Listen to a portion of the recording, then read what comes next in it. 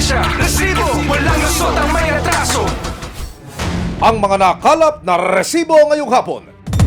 Bakas sa mga litratong ito ang mga pasa na tinamo ni Mariza, hindi niya tunay na pangalan, sapak, tadyak at paggaladkad sa sasakyan. Yan ang ginawa di umano sa kanya ng isang Australian national na dati niyang live-in partner. Aray ko po! Sinuntok po ako ng ilang bis po dito sa hita ko. Sinakal ka na, sinasuntok ka pa, ano pa yung ginawa sa'yo? Pumasok po siya sa sasakyan, sumunod po ako. Okay. Hindi pa po ako nakakapasok sa pintuan. Sinstart niya po yung sasakyan habang ako po, nakahangir po akong ganun sa sasakyan sa labas. Pero bukod dito, napag-alaman ng mga otoridad na ang kanyang ex overstaying na pala sa Pinas. Not interested. Hey, don't touch me. Don't touch me. I have the authority. Off the property. Off the property. Mapanagot kaya siya sa ginawa niya sa dating kinakasama. Isang kumpanya, Healthy Products daw ang itinitinda. For good health and everything nice ang kanilang ino-offer. Pero ang surprise, hindi healthy kundi stress ang dinulot nito. Dahil nang-ghost daw ito ng mga investors. Ayun si ate. Nakita ko na si ate. Sa bintana. Oo, nakita ko na. Sa'yo? Oo, nakita ko na. At ang malala pa, pati ang milyong-milyong cash nila, nowhere to be found na. Mahuli pa kaya ang CEO ng kumpanya na tinaguriang Queen of Estafa? Ayun na. Ayun na, kasama ko na. Dito ka. Mga pulis mo kami. Ano man reklamo, bibigyan tugon. Bawat hiling at problema, hakanapan ng solusyon. Ito ang bago ninyo sandigan, hindi palalampasin ng mga tiwali at maling gawi. Dito, walang ligtas ang abusado at lalong walang lusot ang may atraso. Dahil ang lahat, hakanapan natin ang resibo. Magandang hapon, ako po si Emil Zumangil. Nagmahal pero nasaktan, hindi lang ang puso kundi ang buong katawan. Ang Pinay na biktima, bugbog sarado raw ng Australian national na kinakasama. Not a good day, mate. Kasalukuyang namamasukan si Mariza bilang isang kasambahay. Maglilimang taon na ang nakalipas nang maltratuhin daw siya ng dati niyang live-in partner na isang Australian national. Anong klaseng pang-aabuso at pananakit na pisikal ang naranasan mo sa kamay nitong dating kinakasama mong si Peter? Nung ako po ay nasa kanya pa po, siya po ay madalas malasing, araw-araw po lasing. Nagsimula po yun sa cellphone na tinanong ko siya kung bakit niya itinatago yung cellphone. Nayahid niya po sa akin. Sabi niya wala daw. Binaliwala ko po. Tapos one day na yung cellphone po na iwan niya, tumunog. Tinignan ko, tumatawag babae. Tinanong ko siya, doon po nagsimula. Tinulak niya ako, nabalandra po ako dun sa ilalim ng lamisa. Pagkabalandra ko po dun sa ilalim ng lamisa, ginanito niya po ako dito. Hindi po ako makahinga, nakaganito po siya. Sabi niya sa akin, you're done. Paano ko sinakal nito si Peter? Ganun po. Dalawang kamay? Opo, pag ganun po ang sakal niya sa akin. Sakal, ano pa? Bukod sa sakal, sinuntok ka ba nito? Nasampal ka? Sinuntok po ako ng ilang bis po dito sa hita ko. Hindi po ako nakatayo. Sinakal ka na? Sinasuntok Sinuntok ka pa? ko po. Ano pa yung ginawa sa'yo? Sinuntok din po ako dito yung time na yun. Nanggaling kami sa restaurant, nanonood kami ng Ray-Ban. Lasing na lasing din po siya. Sinundan ko po siya sa labas. Nagalit siya sa akin. Pumasok po siya sa sasakyan. Sumunod po ako. Okay. Hindi pa po ako nakakapasok sa pintuan. Sinstart niya po yung sasakyan habang ako po, nakahangir po akong ganun sa sasakyan sa labas. Ginanito niya yung kamay ko. Kasi gusto niya akong ibitaw doon. Ang sabi ko, malalaglag ako, mababagsak ako. Kaya yung sabi niya sa akin, get lost, you die if you gonna die. Tapos sinuntok niya na po ako nung sinuntok dito sa mukha ko yung time na yun. Ano pumapasok sa isip mo noong mga sandaling yun? Yung mga anak ko po, inisip ko po paano pag namatay na ako, pag disgrasya ako doon, sino mag-ano sa mga anak ko. Ang suspect kinilalang si Peter David Maxwell.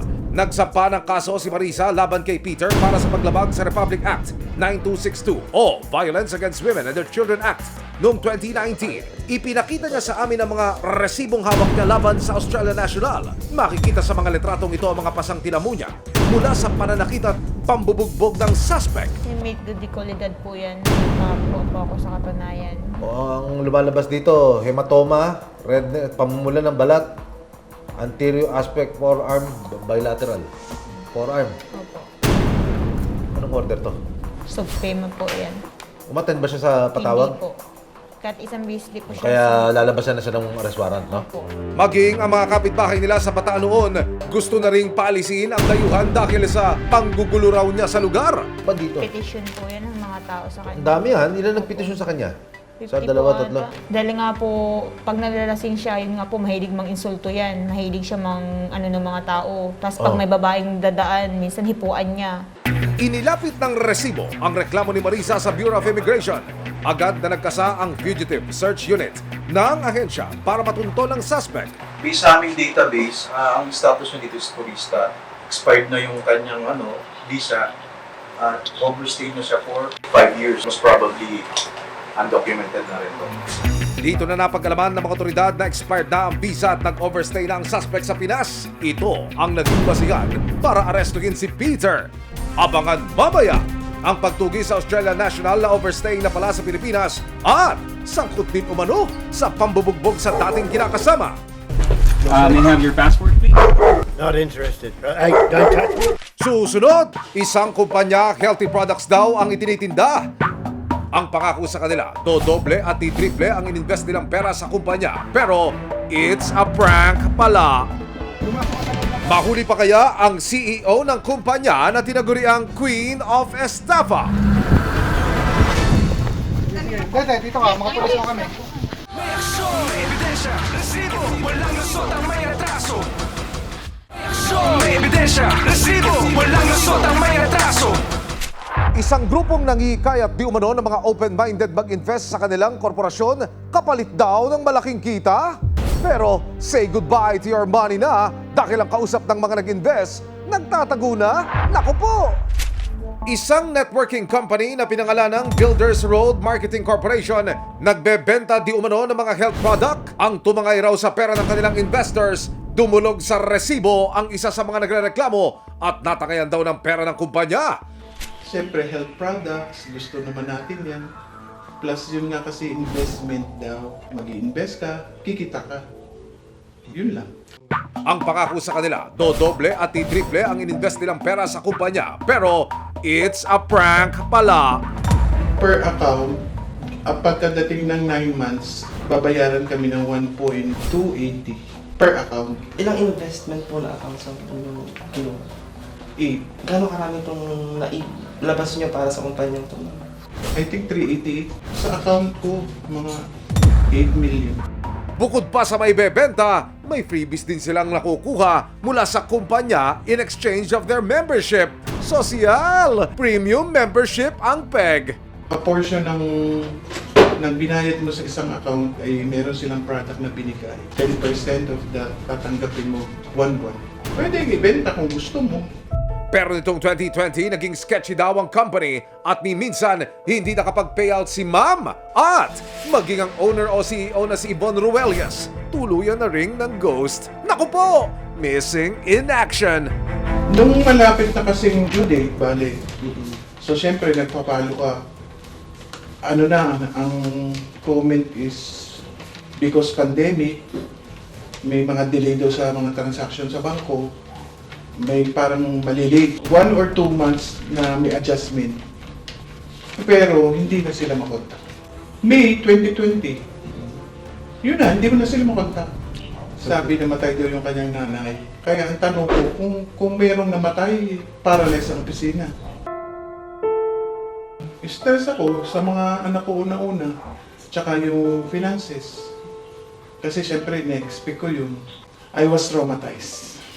Sinampahan ng patong-patong na kaso ng syndicated estafa si Yvonne Ruelias. Tinagurian din siyang most wanted ng PNP sa city, regional at provincial level. Wow! To the highest level ah! Ilang taon din siyang hinanap ng mga otoridad hanggang sa makatanggap ng tip ang Philippine National Police, Criminal Investigation and Detection Group, Detection and Special Operations Unit o PNP-CIDG DSOU na nagtatago raw sa probinsya ng Abra ang suspect.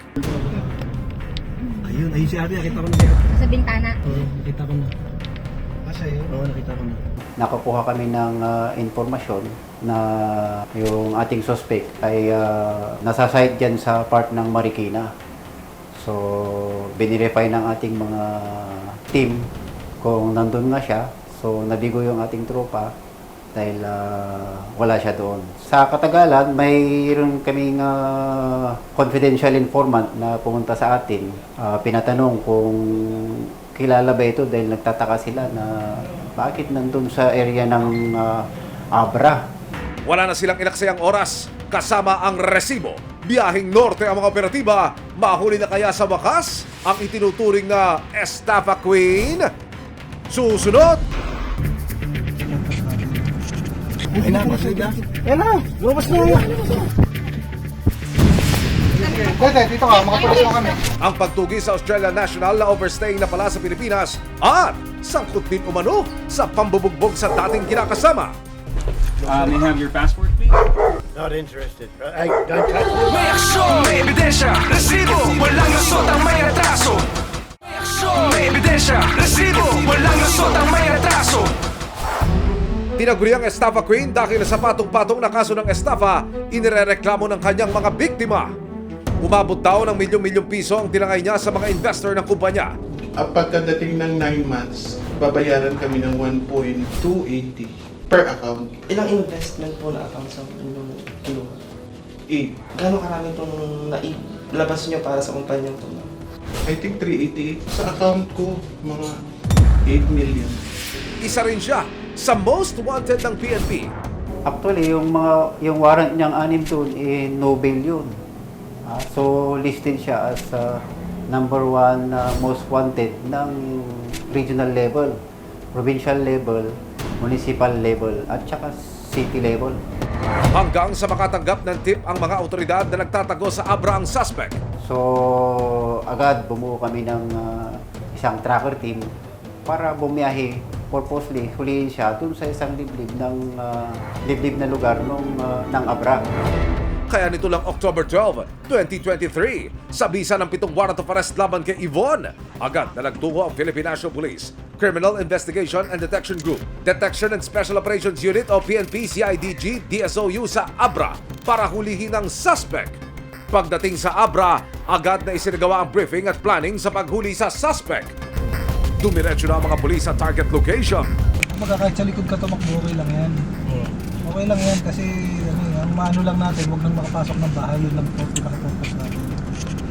Hindi na siya makapasok sa loob ng bahay. Tara, tawagan mo, sabihin mo, pwesto tayo sa malapit. Pagdating sa lokasyon, nagmanman muna ang mga otoridad.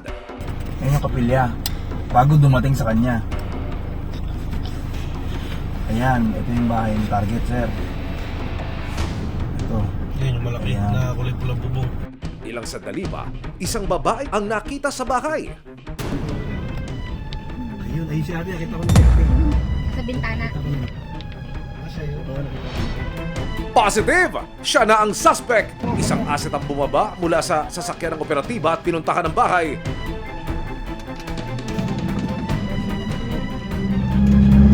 Diretso mo lang, diretso mo. Ayun na. Ayun na, nakasama ako. Tigil dito. Ayun na, masaya. Ayun na, lumabas na nga.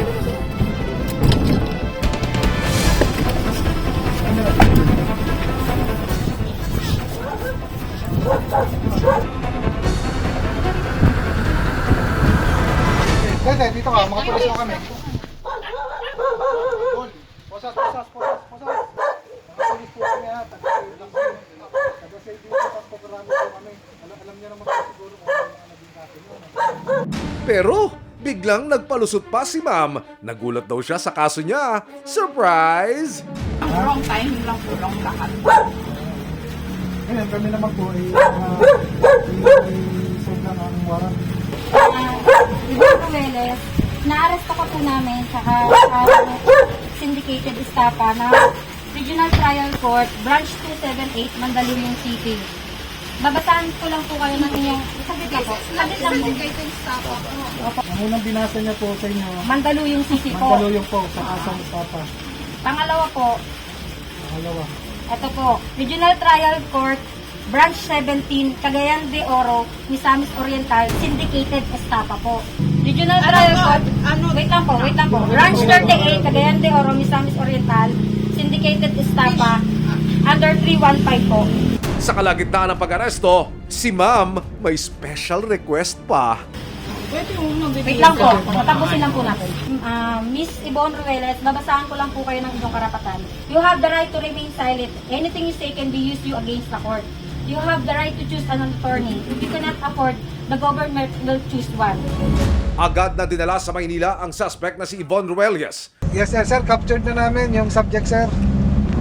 Ang CEO ng Builders Road Marketing Corporation, nakapanayam siya ng resibo. Hindi ko po intention na magtago. Hindi ko intention. Sinadya kong hindi magparamdam kasi bala ko pong aayusin ang lahat ng ito. Sa lahat ng members, nagkataon lang siguro na biktima lang tayo ng pandemic na ito. Naharap sa patong-patong na kaso ng estafa at syndicated estafa ang suspect at kasalukuyang nakakulong sa Mandaluyong City Jail. Panawagan ng PNP, lumapit sa kanila ang sinumang nabiktima pa ng suspect. Sa mga tao na may alam na may mga warrant, huwag silang mag-atubili na pumunta dito sa Detection and Special Operations Unit dito sa Camp Crame para matulungan natin sila na implement ang mga taong may mga warrant of arrest. Hindi nila matatakasan ang mahabang kamay ng ating hustisya.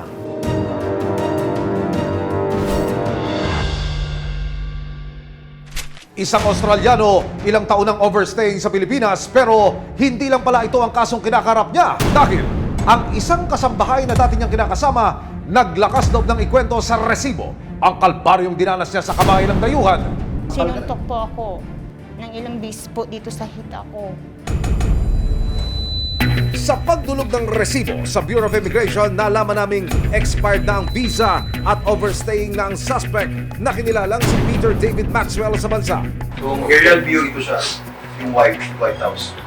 Sabi nila nag-isang White House daw po sa beach front. Saan na magiging entry? Dito banda. That's all. Kaya naman kasama ang resibo, bumiyahe ang mga operatiba ng Bureau of Immigration papuntang Bataan kung saan huling nabataan ang suspect. Pagdating sa target location, kinailangan maghintay ng grupo ng hudyat ng asset. Sir, gaano kalayo lang po tayo sa location na pupuntahan, sir? Siguro mga 100 meters. At ilang saglit pa, it's go time, mate!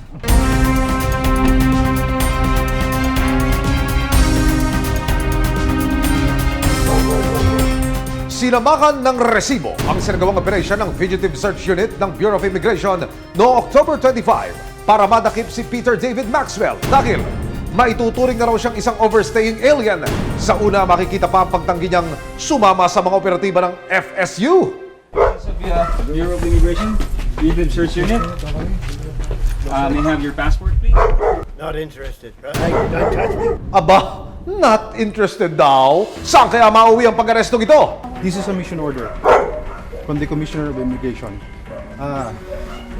We are informed that you are already an overstaying alien. Who informed you of that? Okay? Are you aware of that? No. Yes, How you long are. have you been here? A while. Yeah. And the other thing is that your passport is expired already, okay? I don't know. You don't know the expiration of your passport. I'm missing. It's 2022. It was stolen. Even though it is missing, you are still undocumented, okay? And that is clear violation of... That's why the Commissioner of the Bureau of Immigration issued a mission order. This is your name, your date of birth, your nationality, okay? Kumpirmado na siya si Peter David Maxwell. Ilang sandali pa, lumabas ang isang babae na bagong kinakasama pala ng suspect. Saan niyo siya dadalhin? Sa office ng Bureau of Immigration. You will go with us in the main office of Bureau of Immigration in Intramuros, Manila. I'm going to Manila? Yes. Matapos maaresto si Peter, dinala siya sa headquarters ng Bureau of Immigration sa Maynila para maproseso at pansamantalang i-detain. Isang araw matapos ang pag-aresto, ipinakita ko kay Marisa ang nangyaring pagdakip kay Maxwell. Ma'am, meron akong ipakikita sa yung video. Ha? Gusto ko malaman kung ito ba si Peter na dati mong asawa, na dati mong kinakasama, na inirereklamo mo. Opo, siya po. Anong pakiramdam mo? Ayan, no? May kasama ng mga otoridad yan. Nahawa po ako sa kanya, pero kailangan ko rin pong bigyan ng hustisya yung ginawa niya sa akin. This is no accident. It's no small overstay. There's somebody major behind this. They've got something against me. I've had many businesses, and I bring a lot of money to this country. So all I would like to say is, whoever's getting rid of me now, whoever's behind this major case, this is not just an overstay. This is something major. Para po personal na maidulog natin sa Bureau of Immigration ang hinaing ng ating kababayan, makakausap po natin sa pamamagitan ng telepono ang tagapagsalita ng BI, ng Bureau of Immigration, si Binibining Dana Sandoval. Ma'am Dana, magandang hapon po sa inyo. Ito ang tanong niya, unang-una. Makakabalik pa ho ba itong dayuhan dito sa ating bansa? Kapag ka mga ganito po ng mga foreign nationals na meron pong violation sa Philippine Immigration Act at nahuli po natin na ganito po ang kanilang kaso o kaya naman po may mga ginagawa po silang kalokohan dito at tag po natin sila as undesirable aliens, those are deportable offenses po, and with deportation comes also yung blacklisting. Pag blacklisted po, hindi na po allowed to enter the country again. Okay. Ma'am, isa pang tanong. Siya ho ay sinampahan din ng criminal case ng complainant. Ano ho naman ang mangyayari doon, Ma'am Dana? Thank you. Yes, kung meron po siyang criminal case dito sa Pilipinas, we would have to wait for the resolution of the case here in the Philippines before we can implement the deportation. Sa ngayon ay hinihintay pa ang paglabas ng warrant of arrest para sa kasong isinampa ni Marisa laban kay Peter. Kung sakali po na parusahan siya ng korte ng pagkakakulong for several years, we would have to wait for that po na kanyang iserve bago po natin ma-implement para makuha po yung full effect of justice. Yung Pilipina, baka meron ho kayong mensahe para ho mapawi sa kahit paano yung kanyang takot. Ano ho? Go ahead, ma'am. Makakaasa po kayo na ito pong kasong ito ay hindi po natin tatantanan. Talagang siya po ay mananatili sa ating mga piitan habang umaandar po ang kaso niya. Para kay Marisa, patuloy niyang ilalaban ang kasong isinampa niya laban kay Peter. Pero sa ngayon, tila, nabunutan na raw siya ng tinig nang makitang nasa kamay na ng mga otoridad ang dating kinakasama. Anong nasa kalooban niyo? Masaya po ako, pero malungkot din po ako para sa kanya. Wala sila ditong lugar sa Pilipinas kung iinsultuhin man lang at tapag-tapakan yung pagkatao. Katulad ko, ako Pilipina ako. Ayaw kong yung sabihin sa akin na mismo sa sarili kong teritoryo na isa lang akong basura. Walang lugar sa lipunan ng sino man, Filipino man o dayuhan na malakit at mang-api ng ibang tao. Ilang taon ba nang lumipas, nariyan ang batas at ang mga otoridad para masigurong mapapanagot ang sino mang may atraso. Walang lusot ang may atraso.